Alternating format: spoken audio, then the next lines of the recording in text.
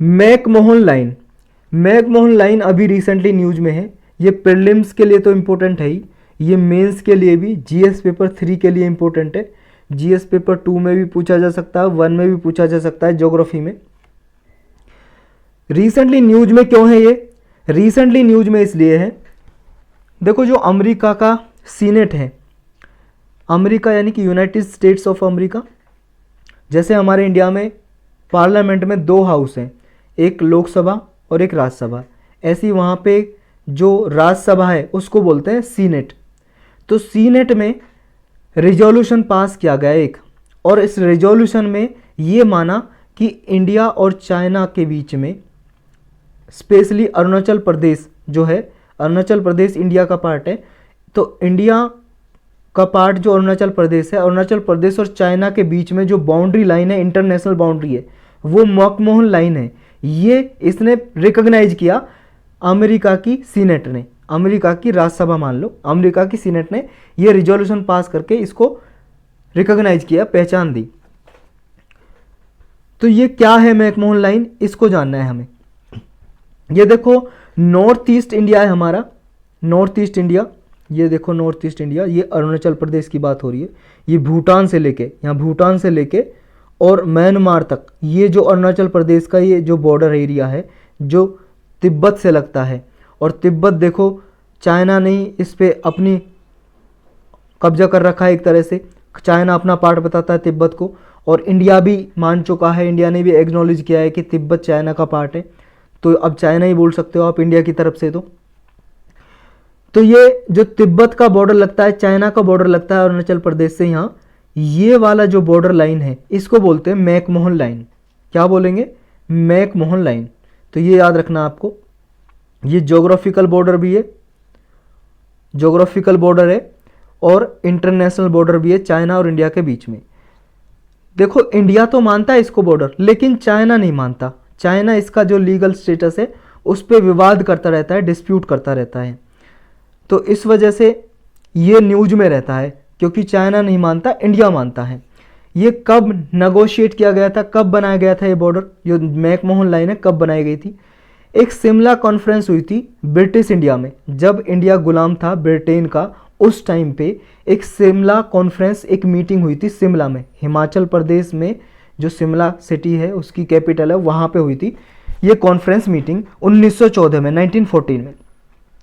यहाँ पे तिब्बत ने पार्टिसिपेट किया, और इंडिया की तरफ से ब्रिटेन था, क्योंकि उस टाइम पे आपको पता है ब्रिटेन का राज चलता था, कॉलोनी थे हम ब्रिटेन की। तो ब्रिटेन और तिब्बत के बीच में ये शिमला कॉन्फ्रेंस हुई, और यहाँ पे ये लाइन ड्रॉ की गई, क्योंकि इसका जो अध्यक्ष था वो हेनरी मैकमोहन था ब्रिटेन की तरफ से। तो उसी के नाम पे, ये ब्रिटिश इंडिया का फॉरेन सेक्रेटरी था हेनरी मैकमोहन, तो इसी के नाम पे ये मैकमोहन लाइन बना दी गई। ये जो आप देख रहे हो यहाँ पे, और इस मैप पे देख सकते हो ये वाला एरिया, या यहाँ पे देख सकते हो ये भूटान है, यहाँ पे इधर इधर भूटान है, और ये इधर म्यांमार है। तो ये जो रेड लाइन दिखाई दे रही है आपको, ये लाइन है मैकमोहन लाइन। इसकी लेंथ कितनी है? इसकी लेंथ है टोटल 890 किलोमीटर।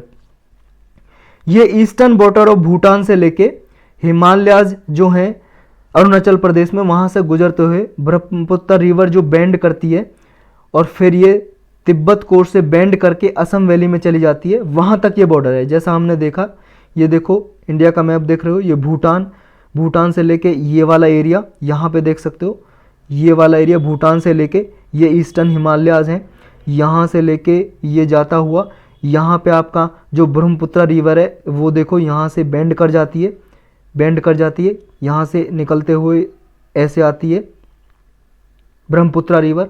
तो यहाँ तक ये है मैकमोहन लाइन। देखो इंडिया तो मानता है इसको, मैकमोहन लाइन को, लीगली नेशनल बॉर्डर चाइना और इंडिया के बीच में, जैसा हमने ऊपर डिस्कस किया, लेकिन चाइना रिजेक्ट करता है। चाइना रिजेक्ट क्यों करता है? रीजन क्या है, कारण क्या है?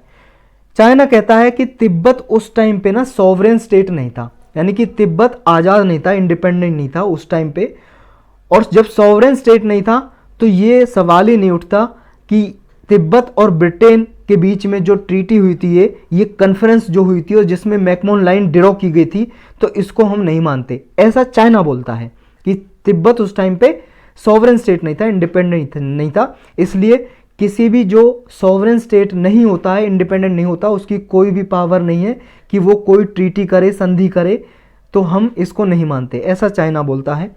तो ये शिमला ट्रीटी जो हुई थी या शिमला कॉन्फ्रेंस 1914 की, ये क्या थी, इसमें इंडिया ने और तिब्बत ने, इंडिया की तरफ से ब्रिटेन था, ब्रिटिश इंडिया था उस टाइम पे, ब्रिटेन का राज था, कॉलोनी थे हम, इंडिया कॉलोनी थी ब्रिटेन की, तो ब्रिटेन ने यानी कि ब्रिटिश इंडिया ने और तिब्बत ने ये डिमार्केशन बनाई दो कंट्रीज के बीच में 1914 में।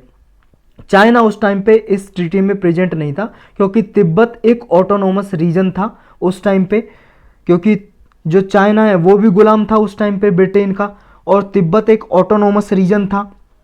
तो इस ट्रीटी के अकॉर्डिंग मैकमोहन लाइन है जो, ये इंडिया और चाइना के बीच में एक तरह से बाउंड्री लाइन मान ली।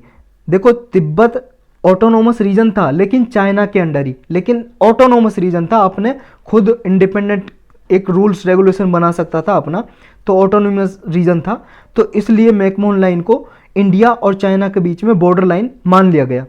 लेकिन आपको पता है चाइना आज़ाद हो गए 1949 में ब्रिटेन से, हमसे 2 साल बाद। उसके बाद जब ये आज़ाद हुआ तो इसने तिब्बत पे अपना फुल अधिकार जमाना शुरू कर दिया, और फिर इस लाइन को जो मैकमोहन लाइन थी इसको मानना मना कर दिया। तो ब्रिटिश रूलर थे, उन्होंने इंडिया के बिहाफ पे अरुणाचल प्रदेश का जो भी तवांग रीजन है, तवांग रीजन है अरुणाचल प्रदेश का, जो ये तिब्बत का सदर्न पोर्शन था, जो आप देख रहे हो ये तिब्बत है, जो ये तिब्बत का सदर्न पोर्शन था, ये तवांग रीजन, अरुणाचल प्रदेश का जो पार्ट है अभी ये वाला तवांग रीजन, तो इसको इंडिया में मिला दिया उस टाइम पे ब्रिटेन ने, और तिब्बत ने भी इसको मान लिया। तिब्बत ऑटोनोमस रीजन था उस टाइम पे, तिब्बत ने भी मान लिया, कोई परेशानी नहीं थी, तो अरुणाचल प्रदेश का पार्ट बन गए तवांग। लेकिन अब जब 1949 में आज़ाद हुआ चाइना, तब ये डिस्प्यूट करता रहता, विवाद करता रहता चाइना कि हम इसको नहीं मानेंगे इस बॉर्डर लाइन को, और ये तवांग जो रीजन है अरुणाचल प्रदेश का, इसको ये अपना पार्ट बताता है। अच्छा, फिर LAC क्या है? LAC line of actual control full form है इसकी। देखो ये डिमार्केशन लाइन है, ये सेपरेट करती है चाइनीज कंट्रोल टेरिटरी और इंडियन कंट्रोल टेरिटरी को, यानी कि इंडिया और चाइना के बीच में बॉर्डर को ये सेपरेट करती है, एक तरह से बॉर्डर लाइन ही है।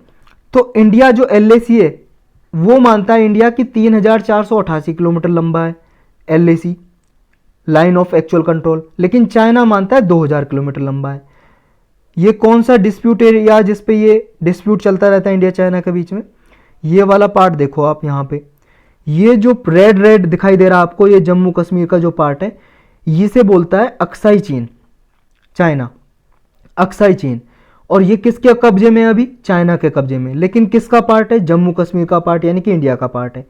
जो ये लाइन है यहाँ पे देखो, ये वाला जो पार्ट है इसे बोलेंगे, ये यहाँ से लेके और ये नेपाल तक का बॉर्डर है, ये line of actual control, line of actual control, यानी कि इंडिया और चाइना के बीच में बॉर्डर।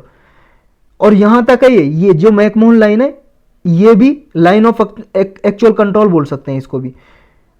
इसके लाइन ऑफ एक्चुअल कंट्रोल के 3 सेक्टर हैं, ईस्टर्न, वेस्टर्न और सेंट्रल।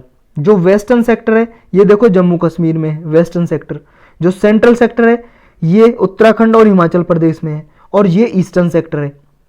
वेस्टर्न सेक्टर 1570 किलोमीटर का है, 545 किलोमीटर का सेंट्रल सेक्टर है, और 1325 किलोमीटर का ईस्टर्न सेक्टर है। तो लाइन ऑफ एक्चुअल कंट्रोल इधर है जो ईस्टर्न सेक्टर में, उसको मैकमोहन लाइन भी कह सकते हैं, मैकमोहन लाइन भी कह सकते हैं इधर ईस्टर्न सेक्टर को। तो ये आपको याद रखना है। तो कंट्री जो करंटली दोनों कंट्रीज के बीच में बॉर्डर है, वो लाइन ऑफ एक्चुअल कंट्रोल है जो 3 सेक्टर में डिवाइड करता है, जो हमने जाने अभी, वेस्टर्न, मिडल यानी कि सेंट्रल और ईस्टर्न सेक्टर। तो यही था इसके बारे में।